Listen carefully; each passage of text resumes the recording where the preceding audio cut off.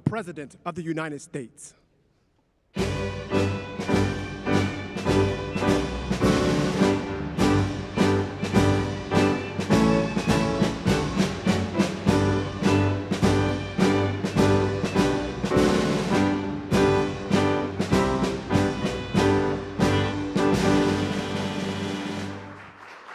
Well, thank you very much.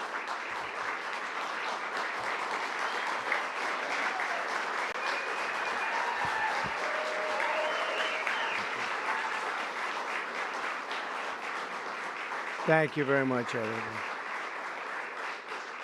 And I'd like to start by saying that our country is doing very well. Things are, as you can see, doing quite well. Please sit down.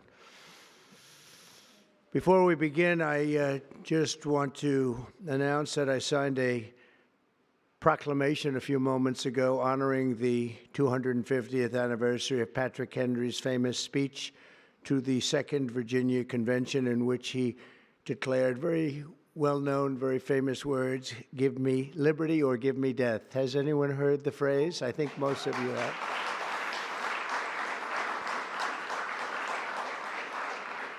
And moments ago, I also signed an executive order to dramatically increase production of critical minerals and rare earths. It's a big thing in this country, and as you know, we're also signing agreements in various locations to unlock rare earths and minerals and lots of other things all over the world, but in particular Ukraine. We're doing very well with regard to Ukraine and Russia. And one of the things we are doing is signing a deal very shortly with respect to rare earths with Ukraine, which they have tremendous value in rare earth, and we appreciate that. And we spoke yesterday with, as you know, President Putin and President Zelensky, and we would love to see that come to an end, and I think we're doing pretty well in that regard. So hopefully we could save thousands of people a week from dying. That's what it's all about. They're dying so unnecessarily, and I believe we'll get it done. We'll see what happens, but I believe we'll get it done. Today we take a very historic action that was 45 years in the making. In a few moments, I will sign an executive order to begin eliminating the Federal Department of Education once and for all.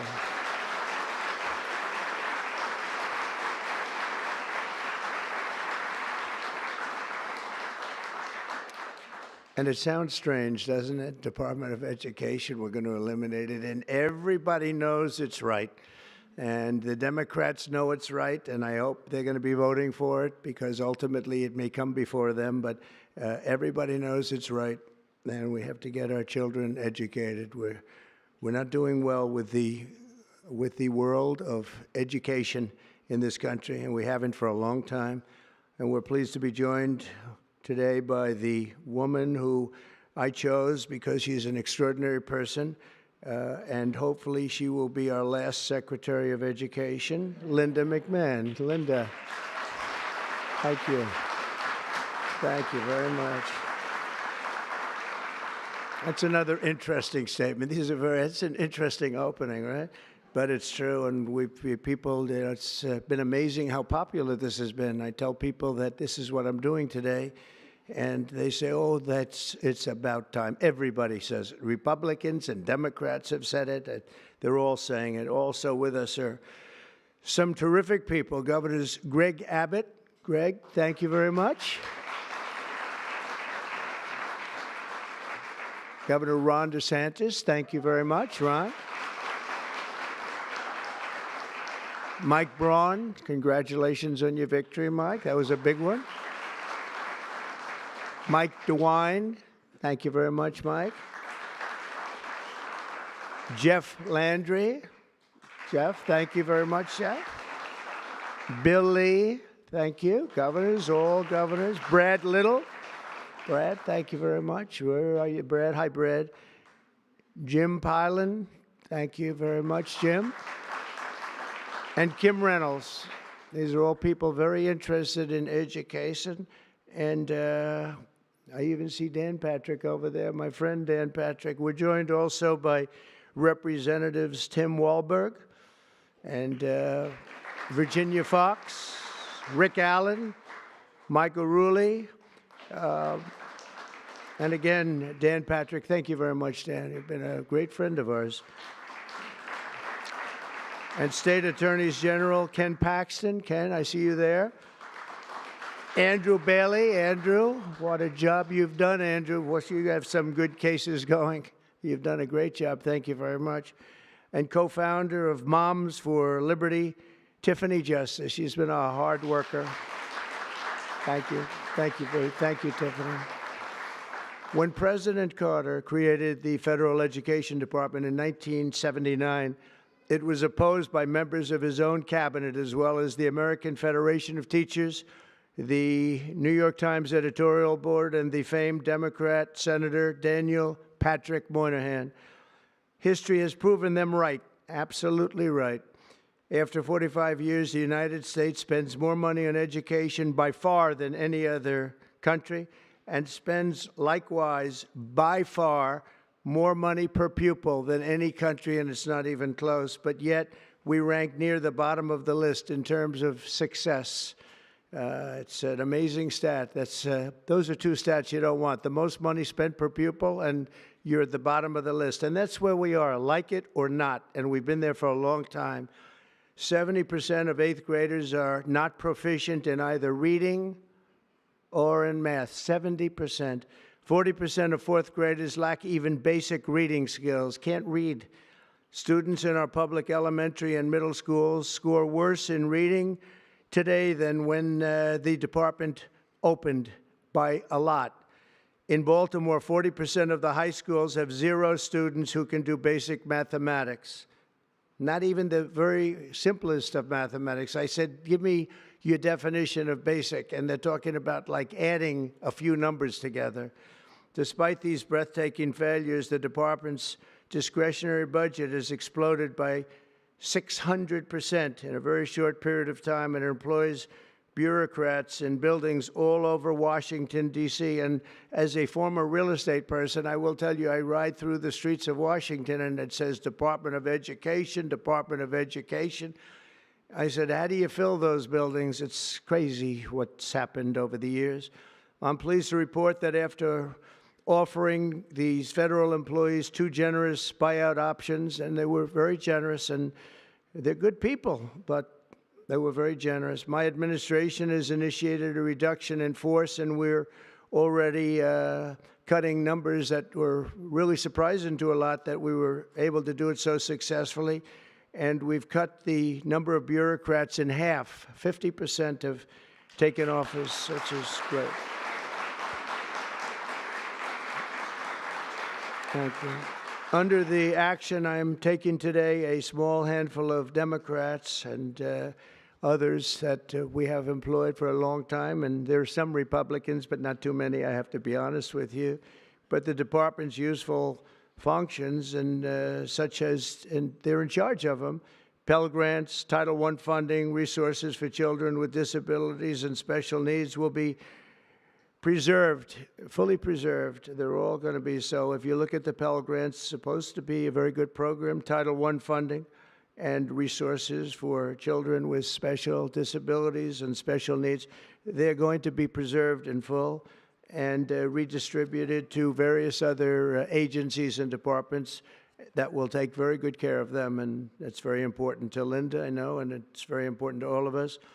But beyond these core necessities, my administration will take all lawful steps to shut down the department. We're going to shut it down, and shut it down as quickly as possible. It's doing us no good. We want to return our students to the states, where just some of the governors here are so happy about this. They want education to come back to them, to come back to the states, and they're going to do a phenomenal job. You know, if you look, Denmark, Norway, Sweden, I have to tell you, I give them a lot of credit. China's top 10.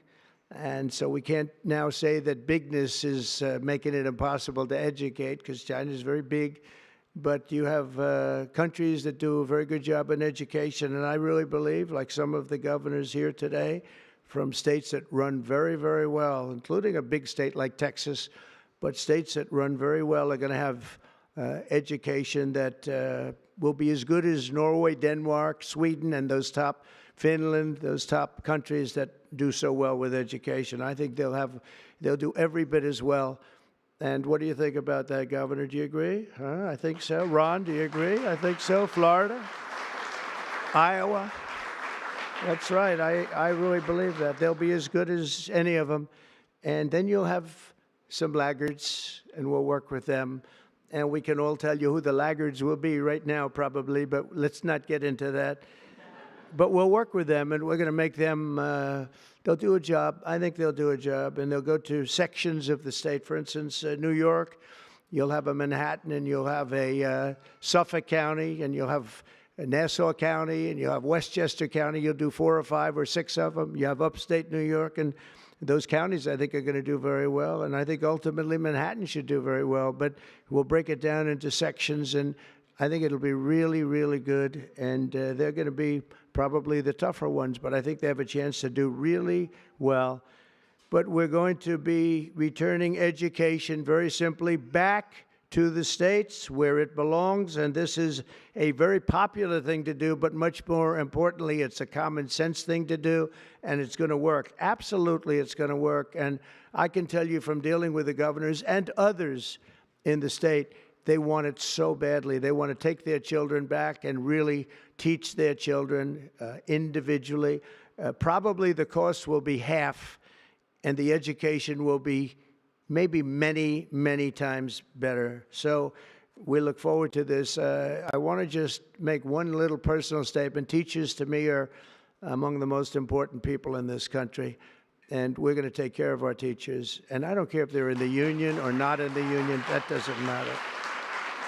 But we're going to take care of our teachers, and I believe the states will take actually better care of them than they are taken care of right now. They'll work all sorts of systems and even merit systems. Those great teachers are going to be maybe a little bit better rewarded, or maybe that's the way it should be, but the states are going to make that decision. But we're going to love and cherish our teachers along with our children, and they're going to work with the parents, and they're going to work with everybody else, and it's going to be an amazing thing to watch, and it's really going to be something special. And Linda, you're presiding over something that's so important, and you're going to do a fantastic job, just like you have your whole life. I know your whole life I've been watching you. I've been watching you for a long time. She's had nothing but success. So it's tremendous to have you, and hopefully you won't be there too long, but we're going to find something else for you, Linda, okay?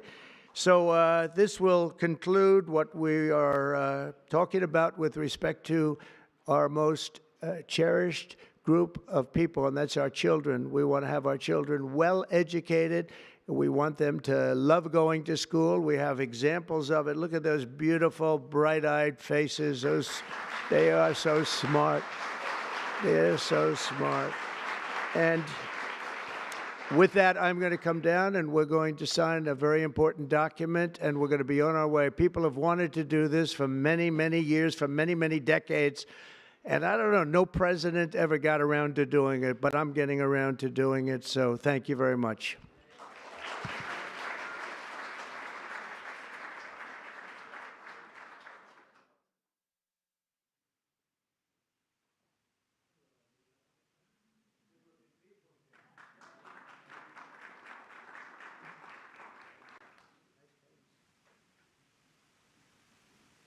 Should I do this?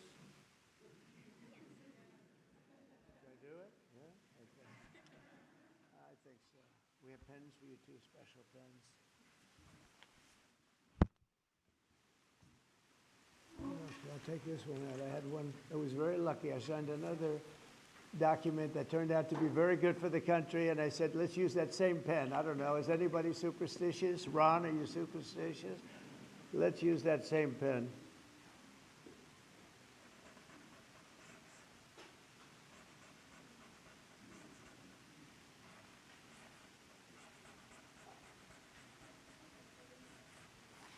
Okay.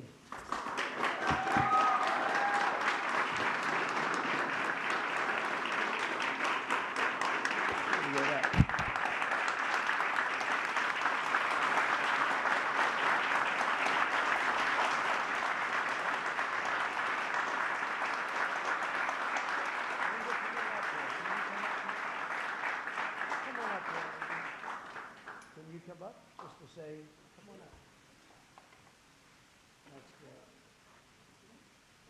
important, big factor here. Good luck. Good luck, Lynn.